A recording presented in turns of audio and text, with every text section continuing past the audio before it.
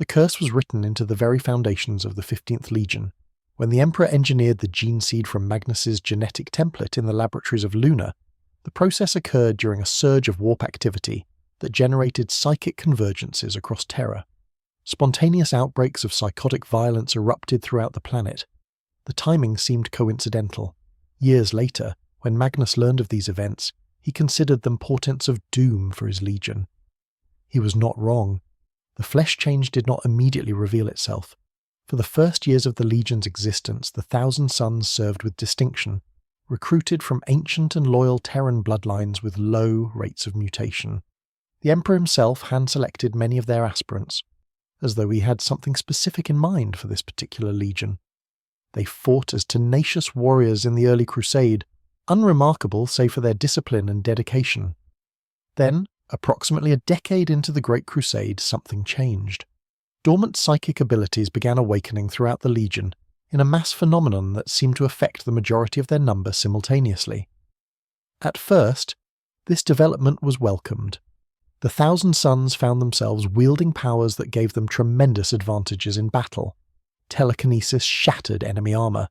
Pyromancy immolated fortifications. Precognition allowed them to predict and counter enemy movements with uncanny precision. They became formidable beyond their numbers, capable of victories that should have required far greater force. But with the awakening of their psychic potential came the flesh change. Warriors would suddenly lose control during combat, their bodies dissolving into warp energy and reforming into monstrosities that bore no resemblance to human form. Sometimes it struck individuals, other times epidemics swept through entire companies in cascading waves of transformation.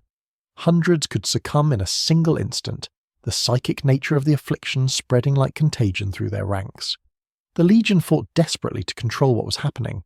They tried to suppress the mutations through sheer force of will, using meditation techniques to hold back the change. Some attempted alchemical solutions, others explored retroviral treatments to shut off the uncontrolled biological mutation at the genetic level. Most attempts failed immediately. Those that showed initial promise proved ineffective over time. The flesh change was too fundamental, too deeply embedded in their gene seed to be countered by conventional means. Faced with mounting casualties and the prospect of their legion's extinction, the Thousand Sons took more drastic measures. They placed those who succumbed to the early stages of the curse into stasis, freezing them in the instant between life and death, between humanity and abomination. Secret vaults filled with stasis pods containing warriors whose flesh had begun the terrible transformation. Some entered the vaults willingly when they felt the first signs taking hold. Others were subdued as the curse overtook them, their distorting flesh frozen mid-mutation. The Emperor, Malcador the Sigillite, and the Selena gene cult all expended tremendous effort to isolate the flaw in the 15th Legion's gene seed. They conducted exhaustive tests, searching for the source of the mutation. Malcador initially believed it stemmed from an error in the Legion's gene encoding, a position he maintained for years. But ultimately, both he and the Emperor concluded that the flesh change lay beyond their ability to cure. The problem appeared to be linked to the Thousand Sons' use of psychic powers. The bulk of transformations occurred while legionaries were actively wielding their abilities. The use of warp energies was well known to cause horrific mutations in those exposed to them. Yet bizarrely, the Thousand Sons continued to employ their psychic gifts despite the mounting evidence of their danger. Pride, it seemed, would not allow them to abandon the powers that made them exceptional. The affliction remained largely secret from the other legions. The Thousand Sons engaged in elaborate deceptions to conceal their shame. They twisted facts, manufactured explanations, blamed equipment failures and Xenos infections for losses that had other causes. In active war zones, they would sometimes withdraw without explanation when they suspected the flesh change approaching, abandoning operations and allies alike. This behavior earned them a reputation for unreliability among their brother legions, but that price seemed preferable to exposure. The few within the Imperium's hierarchy who learned that some defect existed within the 15th Legion believed it to be a form of cellular degeneration, similar to what had once afflicted the Thunder Warriors, or perhaps gene seed damage like the tragedy that had befallen the 3rd Legion in its early days. They did not fully grasp the psychic dimension of the curse or its true horror. By the time Magnus the Red was rediscovered on the remote colony world of Prospero, the 15th Legion had been reduced to a mere fraction of its original strength. Ironically, barely 1,000 warriors remained from the tens of thousands who had once marched under their banner. War and mutation had cut equally deep. More legionaries slept in stasis vaults than served in active duty. Those who still fought did so knowing their reprieve was temporary, that the flesh change would eventually claim them all. Then came the reunion with their Primarch, and with it, hope for salvation. The bond between a Primarch and his gene sons transcends ordinary human relationships. Between Magnus and his psychically attuned legion, that connection ran deeper still. From the moment they knelt before him, the 1,000 sons and their father seemed extensions of one another in thought, outlook and spirit. Magnus had found disciples capable of assimilating his teachings and walking the path he envisioned for humanity. The 1,000 sons had found a father who understood their gifts and did not fear them. But even as Magnus took command and declared Prospero their new home, the flesh change struck with renewed fury. Contact with their Primae seemed to trigger a final terrible phase in the curses cycle. The entire legion was transported to Prospero to meet their gene sire, and there was celebration despite the pandemic of mutation sweeping through their ranks. After the initial festivities concluded, the Emperor and the bulk of his Great Crusade fleet departed Prospero. Within a single day of the Emperor's departure, the transformation rate spiraled completely out of control. Warriors who had seemed stable for years suddenly succumbed. The vaults filled faster than they could be expanded. The 1,000 sons stood on the precipice of total annihilation. It was then that Magnus enacted his mysterious procedure. The exact nature of what transpired remains shrouded in secrecy, known only to Magnus himself and perhaps a handful of his closest advisors. What is certain is that Magnus made a bargain, striking a deal with an entity he encountered in the warp. Later generations would identify this being as Tzeentch, the chaos god of change and sorcery, though Magnus himself may not have fully understood what he was dealing with at the time. The entity presented itself as benevolent, offering Magnus the power to save his legion from the flesh change. In his desperation and love for his sons, Magnus accepted the terms. The price was steep. The bargain required the sacrifice of one of Magnus's eyes, torn from his skull in a moment of excruciating agony. But it seemed to work.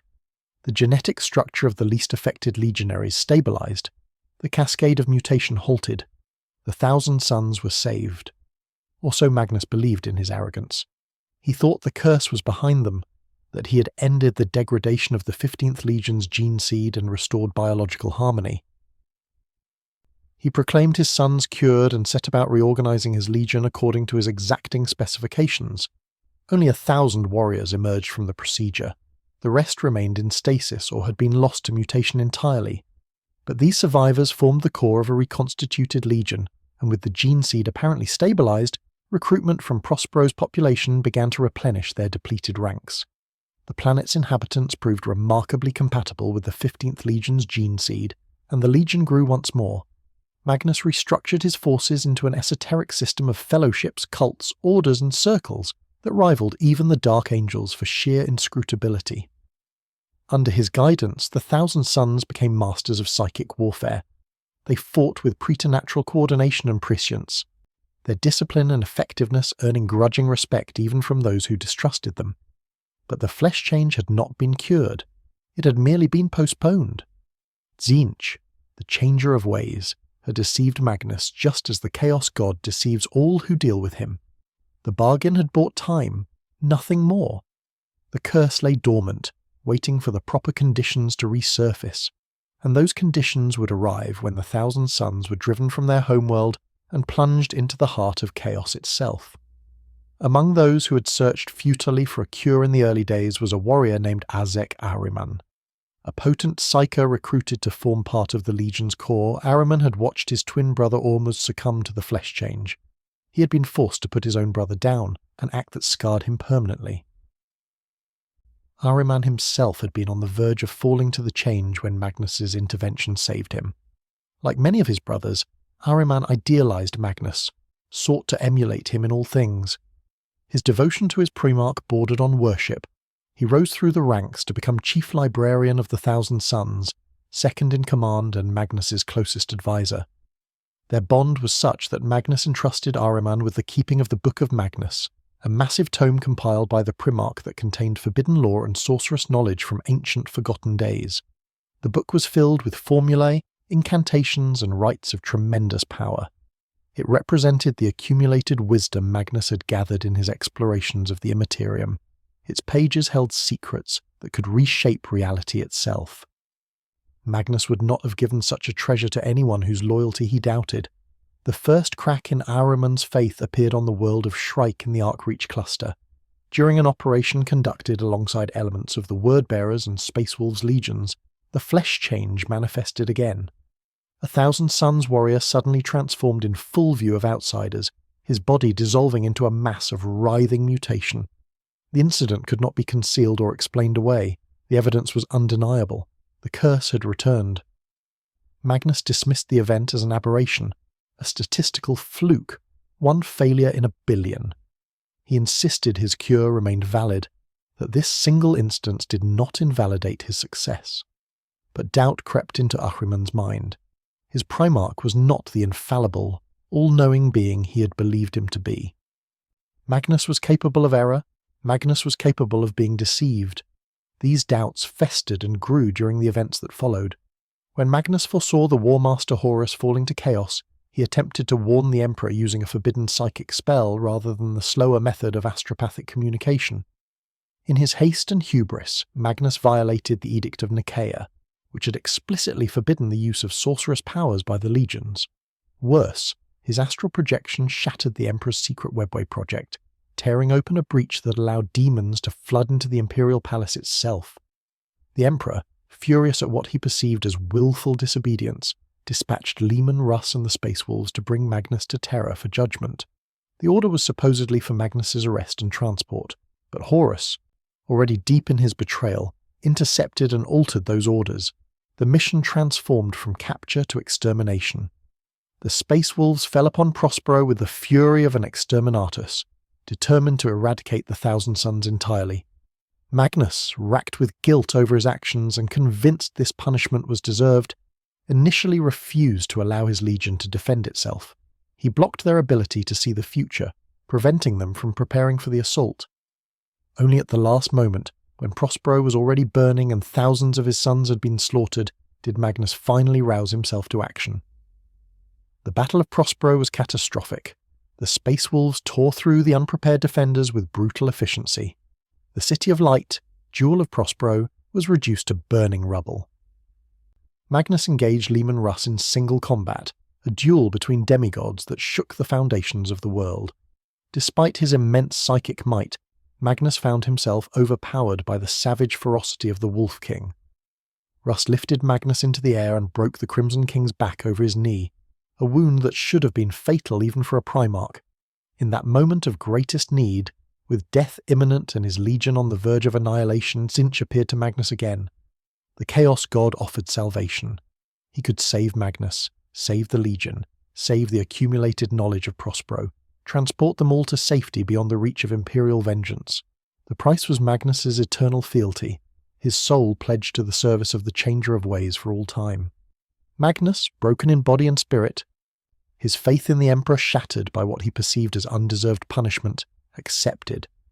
The response was immediate. Reality tore open across Prospero. The remnants of the Thousand Suns vanished from the burning world, transported through the warp to a new home in the Eye of Terror. The City of Light reappeared on a demon world that had been prepared for them, a twisted realm of sorcery where the laws of nature bent to Magnus's will. Prospero was destroyed, but the Thousand Suns survived. The cost of that survival would become apparent only later. By accepting Tzeentch's bargain, Magnus had bound himself and his legion to the Chaos God of Change.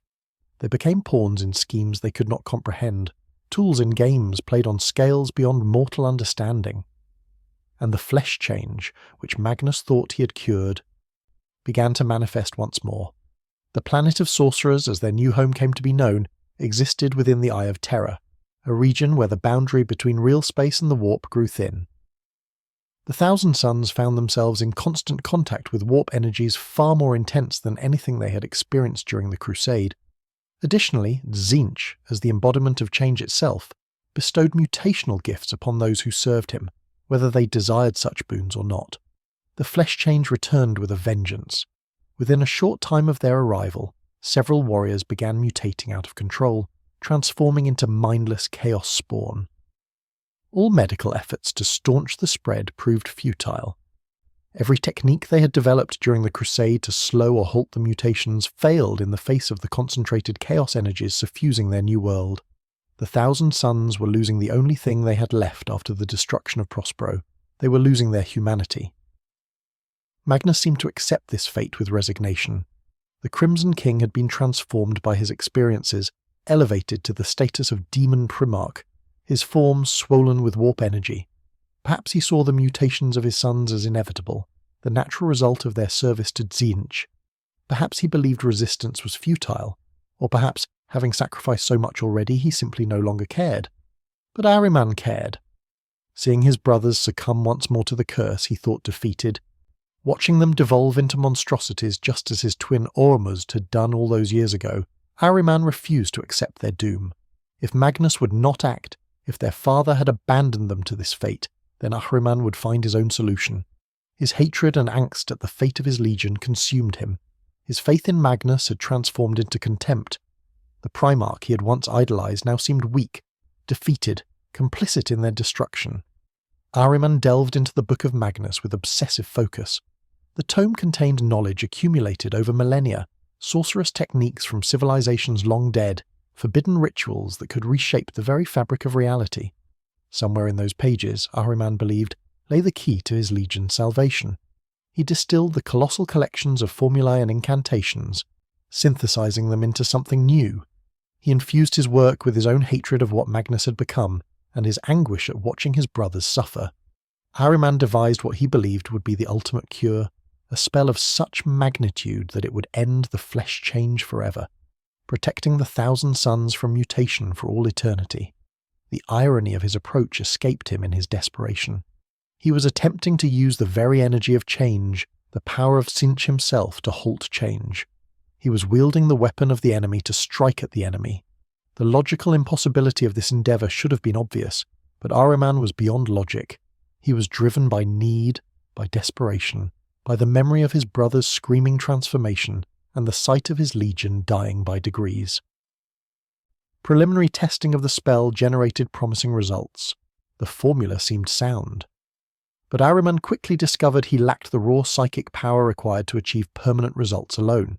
No single sorcerer, not even the chief librarian of the Thousand Sons, possessed sufficient strength to cast such a monumental working. He would need help. Ahriman gathered a cabal of the Legion's most powerful psychers. He presented them with his research, explained his formula, showed them the projections of what the spell would accomplish. Some were skeptical. Some questioned whether interfering with Tzeentch's gifts was wise, but most shared Ahriman's desperation. They had watched too many brothers succumb. They had lost too much already.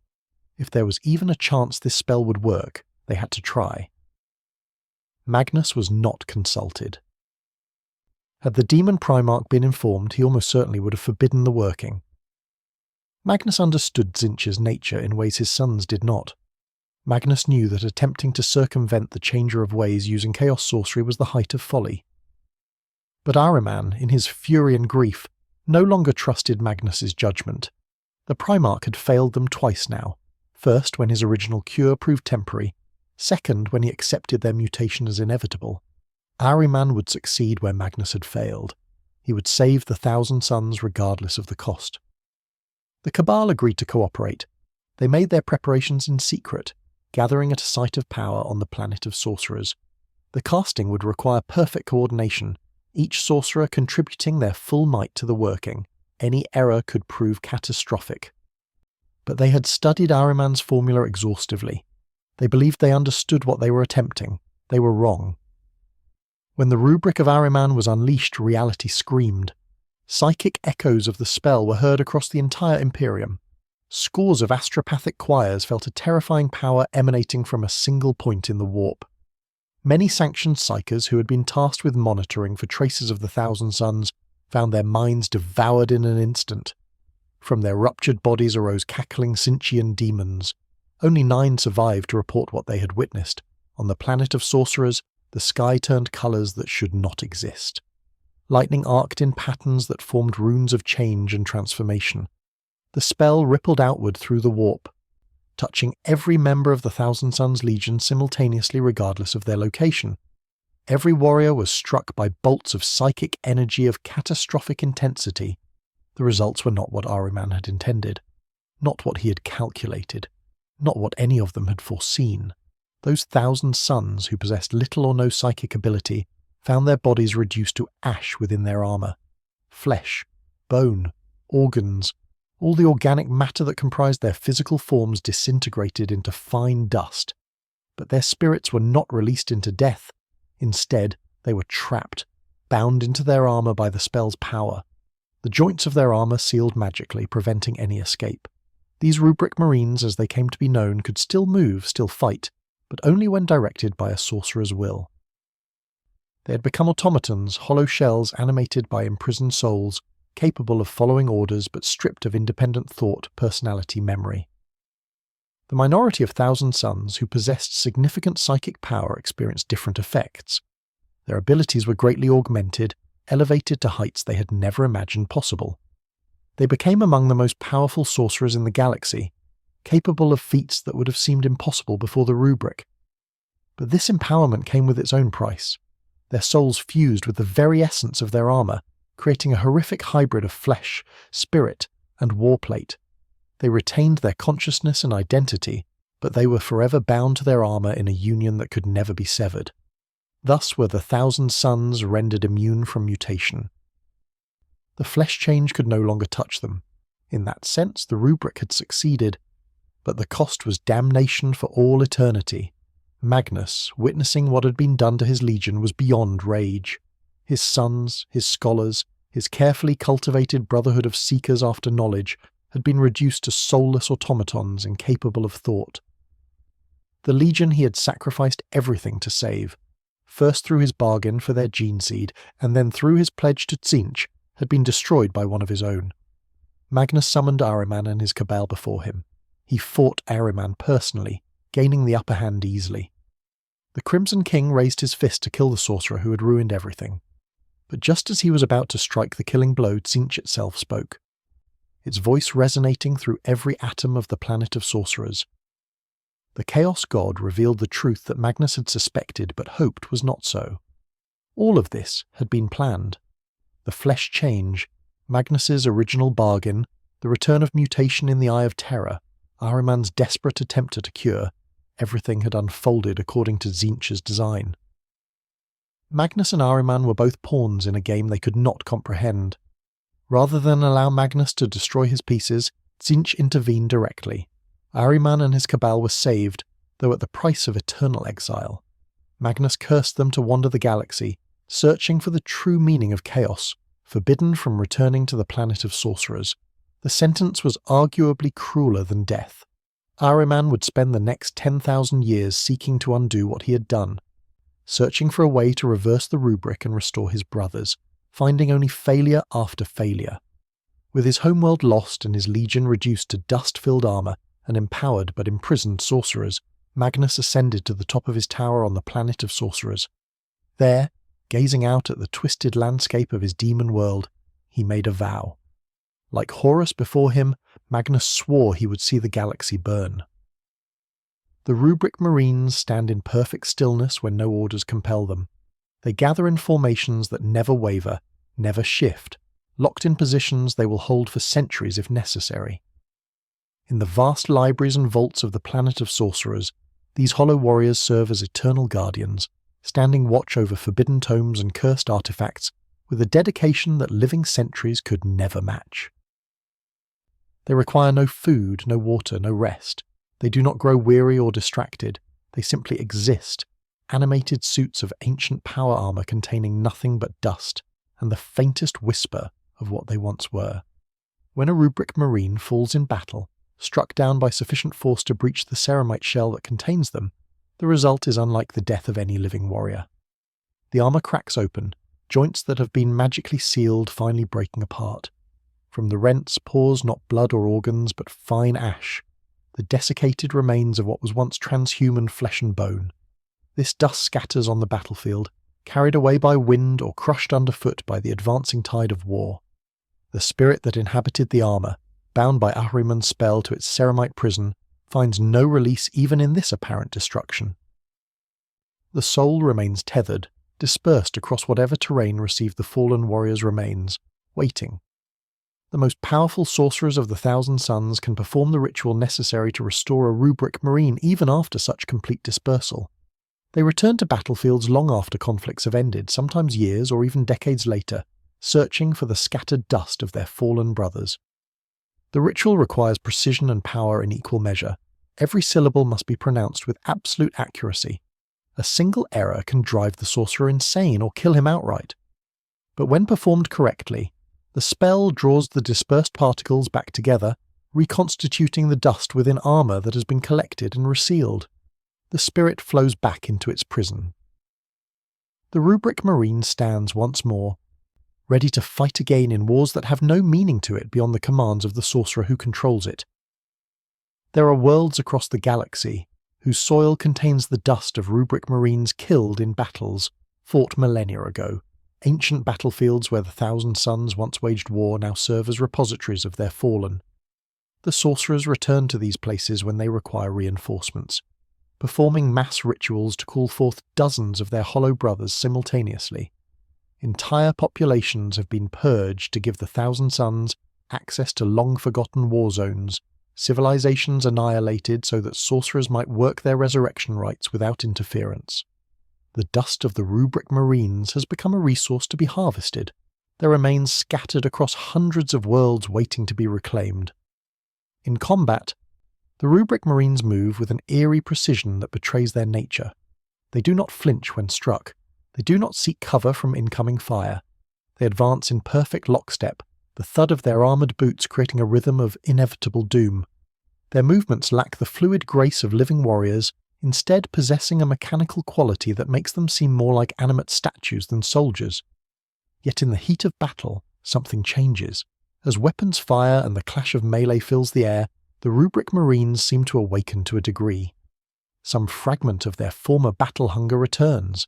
They move with greater clarity, respond more quickly to threats, fight with a shadow of the skill they possessed before the rubric transformed them. It is as though the violence itself calls to whatever remains of their consciousness, triggering memories of what they once were even if they cannot truly remember. The weapons they carry have been enchanted by the sorcerers who command them. Inferno bolt guns fire rounds that tear at both flesh and soul simultaneously, the ammunition blessed with curses that cause wounds far beyond the physical damage inflicted. Warp flamers project streams of ethereal fire that burns with the essence of change itself, immolating targets and transforming them into twisted mockeries of their former selves. These weapons are wielded with mechanical efficiency by the rubric marines, aimed and fired with perfect timing, but without the creativity or adaptability of living warriors. They are weapons operated by weapons, tools of destruction controlled by hollow shells. The sorcerers who lead squads of rubric marines into battle serve as more than commanders. They are puppet masters, their psychic will animating their dust-filled charges like marionettes. An aspiring sorcerer, as these lesser mages are called, maintains constant mental control over every rubric marine under his command. He directs their movements, coordinates their fire, positions them for maximum tactical advantage. The connection between sorcerer and rubricae is absolute and unbreakable. The hollow warriors have no will of their own, no capacity for independent thought or action. They are extensions of the sorcerer's consciousness, limbs moved by his mental commands. Should an aspiring sorcerer fall in battle, his rubric marines do not immediately collapse. The last orders given continue to be executed with mechanical precision. If commanded to advance and fire, they will continue advancing and firing until every enemy before them has been destroyed or until the rubric marines themselves are obliterated. If ordered to hold a position, they will stand their ground against any assault regardless of casualties, never retreating, never faltering. Without a sorcerer to provide new directives, they become locked into whatever pattern of behaviour they were last given, automatons following their final programming until circumstances make further compliance impossible. The durability of rubric marines defies conventional military logic. They are protected by more than just the ceramite of their power armour, though that alone would make them formidable. The spell that bound their spirits into the armour also suffused it with protective energies drawn from the warp. An aura of fate-altering sorcery surrounds each rubric marine, deflecting attacks that should have struck home, turning killing blows into grazing hits. Solid shot weapons prove largely ineffective against them. Bullets and bolter rounds strike armour and bounce away, inflicting minimal damage.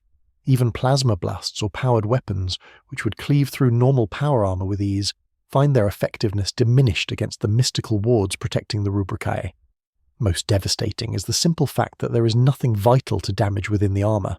A shot that would penetrate the chest plate of a living space marine, destroying his secondary heart and puncturing his lungs, merely punches a hole through empty space when fired at a rubric marine. The dust shifts slightly, but remains contained. The warrior continues fighting as though nothing had happened, only attacks that completely breach the armour's integrity, tearing it open extensively enough that the dust can escape, truly destroy a rubric marine. And even then, as previously noted, that destruction is only temporary if a sorcerer can later perform the resurrection ritual. The psychological impact of fighting rubric marines cannot be understated. Imperial soldiers, already traumatized by the horrors of war against chaos, find themselves facing enemies who cannot be reasoned with, who show no fear, who advance relentlessly through fire that would break any mortal formation. The silence of the rubric marines amplifies their horror. They do not roar battle cries or shout challenges. They do not curse their enemies or cry out when struck. The only sound they produce is a whispered echo that might be mistaken for wind, a susurration that some witnesses describe as resembling words in languages long forgotten. This near silence, combined with their inexorable advance, creates an atmosphere of existential dread on battlefields where they appear. For the sorcerers who survived the rubric of Ahriman with their consciousness intact, the transformation brought its own curse. Their psychic abilities were amplified beyond anything they had known before, elevating them to become among the most powerful wielders of sorcery in the galaxy. But this empowerment came at a terrible cost. Their souls fused with their power armour in a union that can never be dissolved. They became hybrids of flesh and warplate, their being intertwined with ceramite and plasteel in ways that defy natural law. The armour became part of them on a metaphysical level. They can no more remove it than they could shed their own skin. Indeed, the armour has become their skin in every meaningful sense. This fusion granted them a form of immortality, but denied them any peace. They cannot age, cannot sicken, cannot die from natural causes. Only through violence can they be ended, and even then, the most powerful among them have proven capable of reconstituting themselves after apparent destruction. Magnus himself, in his role as Demon Primarch, has demonstrated the ability to restore fallen sorcerers he deems valuable enough to recall, pulling their essences back from oblivion and giving them new forms. But this immortality is not a gift. It is another facet of their damnation, ensuring they will serve Tzeentch's purposes for eternity, unless something truly catastrophic unmakes them entirely. The sorcerers are fully aware of what they have lost. Unlike their rubric marine brothers, they retain complete memory of their former existence. They remember what it was to be fully human beneath the armour, to feel the touch of wind on skin, to taste food, to experience physical sensations beyond the muted approximations their fused forms now permit. They remember their brothers who were reduced to dust, warriors they fought alongside for decades or centuries suddenly rendered into mindless automatons. The guilt of this knowledge weighs differently on each sorcerer. Some embrace what they have become, seeing it as ascension rather than curse. Others are consumed by bitterness and resentment. All are bound to the service of Tzeentch whether they wish it or not. The Thousand Suns have adopted the symbol of a burning Ouroboros, a serpent consuming its own tail wreathed in flames. The symbolism is apt beyond what most observers realize. They are trapped in an endless cycle of their own creation, unable to move forward or escape the past.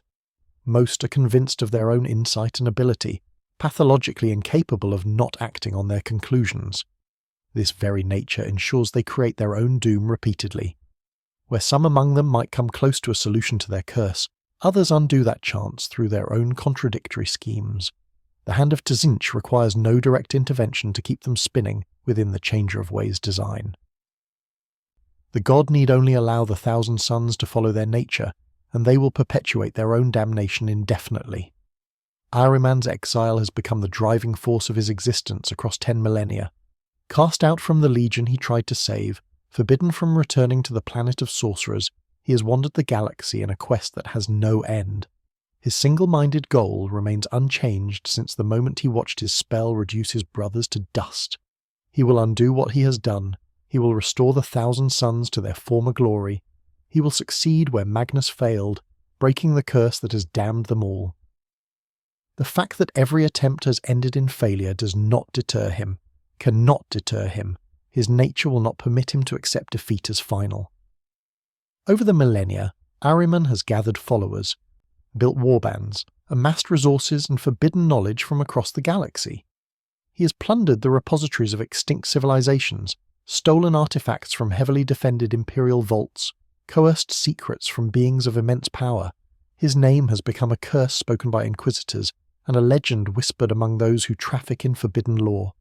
The threat he represents to the Imperium is such that the Inquisition maintains a standing order to destroy any artifact or source of knowledge that might fall into his hands, even if doing so means losing something precious. Better to obliterate a unique relic than risk it contributing to Ahriman's schemes. Despite millennia of accumulating power and knowledge, despite countless rituals and experiments, despite ventures into the most dangerous regions of reality itself, Ahriman has never succeeded in his ultimate goal. He attempted a second rubric, a casting of the spell again, but performed correctly this time, with the accumulated wisdom of ages guiding his hand. The ritual was derailed by interference from various factions, including the machinations of several shards of Magnus, fragments of the Primarch's soul that were scattered during the destruction of Prospero. In the confusion, another sorcerer named Kaneko seized control of the energies Ahriman had unleashed, and used them to restore the shattered mind of Magnus himself, healing the demon Primarch, but leaving the Rubric Marines unchanged. Following this apparent failure, a single Rubric Marine named Helio Isidorus was discovered to have been restored to life. His flesh and consciousness returned. For a brief moment, it seemed Ahriman had achieved partial success, but Helio proved to be a vessel for something far worse than the Rubric, an affliction called the Parodomon. This new curse caused sorcerers to spontaneously transform into Rubric Marines while simultaneously causing existing Rubric Marines to combust. The solution to the original curse had become a vector for an even more terrible fate.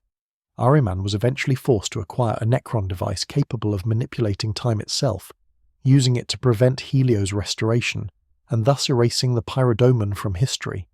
Another failure, another setback in his eternal quest. The Inari, a faction of the Eldari following the newly awakened god Aeneid, have demonstrated the ability to restore Rubric Marines to their former state. Using powers drawn from their patron deity, they can renew the souls of the Thousand Sons, returning their personalities and memories, allowing them to continue as though the rubric had never been cast. But this capability serves the Inari's purposes rather than the Thousand Sons. They have used it as a ploy to manipulate Ahriman during conflicts, offering glimpses of what might be possible, while ultimately denying him the knowledge of how to replicate the process. The restored Rubric Marines serve the Inari's agenda, not Ahriman's, and the secret of their resurrection remains beyond his grasp. In recent times, Ahriman has become embroiled in a quest to locate and plunder the Black Library, the repository where the Eldari have sealed away the sum total of their knowledge about the forces of chaos. This legendary location, hidden within the webway and protected by the enigmatic Harlequins, contains information that Ahriman believes will finally give him the understanding necessary to undo his mistake. He has gathered forces, penetrated into the webway itself, engaged in battles against Eldari defenders across multiple dimensions of reality. The Black Library represents his latest hope, the key that will unlock the mystery that has eluded him for 10,000 years. Whether this quest will end differently than all his previous attempts remains to be seen. Magnus himself has grown increasingly detached from the material universe and the concerns of his legion. The demon Primarch spends much of his time within the warp, participating in the great game of the Dark Gods, that eternal struggle for supremacy among the ruinous powers and their servants. When he does concern himself with real space affairs, it is typically to further his own inscrutable goals rather than to aid his sons directly. The relationship between Magnus and the Thousand Sons has become complex and strained. He is their Primarch, their father, but also distant and often indifferent to their struggles. his transformation into a demon has altered him in ways that make him increasingly alien, even to those who once revered him. There have been instances where Magnus has led the Thousand Sons in campaigns of revenge, most notably the assault on Fenris, the homeworld of the Space Wolves. More than 1,000 years after the burning of Prospero, Magnus returned with his legion to exact vengeance on those who had destroyed their home. The Battle of the Fang saw the Thousand Sons come terrifyingly close to annihilating the Space Wolves entirely, besieging their fortress monastery and nearly succeeding in its conquest. Only through desperate measures and the sacrifice of countless defenders did the Space Wolves survive. But even this campaign, driven by Magnus's desire for retribution, seemed more about satisfying his own need for vengeance than about the welfare of his legion. The Thousand Sons continue to operate as a legion in the 41st millennium, though fractured into numerous warbands and factions pursuing their own agendas. Some serve Magnus directly on the planet of sorcerers. Others follow powerful sorcerers like Ahriman, who maintain their own forces independent of the Primarch's direct control. Still others have pledged themselves to other Chaos powers or joined the Black Legion, Abaddon the Despoiler's amalgamation of traitors from all the original legions. What unites them is their curse, the fact that their rank and file consist almost entirely of rubric marines, hollow shells requiring constant direction from the sorcerers who command them. New Thousand Sons are created through a process that remains shrouded in mystery and speculation. With the majority of the Legion reduced to dust, conventional recruitment seems impossible. Yet the number of rubric marines does not appear to diminish over time despite countless battles across 10 millennia. Several theories exist. Some believe the rubric is replicated on newly created space marines, warriors recruited and transformed only to be immediately subjected to the same curse that claimed their predecessors. Others suggest the dust from fallen rubric marines is collected and placed in new suits of armour, creating additional warriors from the remains of the originals. The sorcerers themselves remain silent on the matter, keeping whatever truth exists hidden. What is known is that the Thousand Sons specifically hunt for psykers of remarkable power and purity. Young individuals with stable psychic abilities are sought across the galaxy, taken from their homes, and subjected to the brutal process of transformation into space marines. Given the instability of the Legion's gene seed, only those with the strongest psychic gifts have any hope of surviving to become sorcerers. The flesh change still lurks within the gene seed despite Magnus's original bargain and despite Ahriman's rubric. New recruits who lack sufficient psychic might to withstand it are claimed by mutation or, in some accounts, subjected to a scaled-down version of the rubric to prevent their transformation into chaos spawn. The exact process remains deliberately obscure, another secret the Thousand Sons guard closely.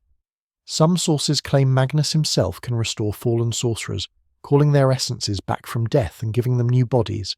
Others state the sorcerers have developed techniques to summon the souls of destroyed rubric marines back into armour, a form of resurrection that requires neither new recruits nor the recovery of original remains. The truth may involve all these methods and more. The Thousand Sons have had 10,000 years to develop solutions to the problem of maintaining their numbers. That they remain a significant force despite their curse suggests they have found answers, even if those answers only partially address their fundamental damnation. The curse imposed by the rubric of Ahriman extends beyond the immediate transformation. It has created a legion forever frozen between death and unlife, unable to grow, unable to evolve, trapped in an eternal present where the past cannot be escaped and the future cannot be reached. The sorcerers accumulate knowledge and power, but to what end? They serve Tzeentch, whether willingly or not, advancing schemes they cannot fully comprehend in service to a god who embodies change yet has locked them in stasis. The rubric marines march to war in conflicts that mean nothing to them, following orders given by commanders they no longer truly know, fighting for a legion that exists more as memory than reality. The tragedy of the Thousand Sons lies not in their fall to chaos, though that was catastrophic enough. It lies in the fact that they brought their ultimate doom upon themselves through an attempt at salvation. Ahriman, acting from love of his brothers and desperation to save them, created a fate far worse than the mutation he sought to prevent. The flesh change would have transformed them into beasts, yes, but beasts that might eventually have been granted the release of death. Instead, he trapped them in an existence that cannot end, that offers no hope of redemption, that serves only to perpetuate their suffering across eternity. The road to damnation, it is said, is paved with good intentions. No legion better exemplifies this truth than the Thousand Sons. They are the Dust Walkers, the Hollow Warriors, the cursed sons of Magnus. They are proof that knowledge without wisdom leads to destruction, that pride in one's abilities can blind one to inevitable consequences, that even the mightiest sorcery cannot protect against the machinations of the dark gods. They are the Thousand Sons, and they will endure their curse until the galaxy itself ends, servants of Tzeentch whether they acknowledge it or not, forever seeking release that will never come, forever trying to undo what cannot be undone. The circle closes, the wheel turns, and the serpent continues to devour its own tail in a cycle that has no conclusion. All is dust. All has always been dust. And dust is all they will ever be.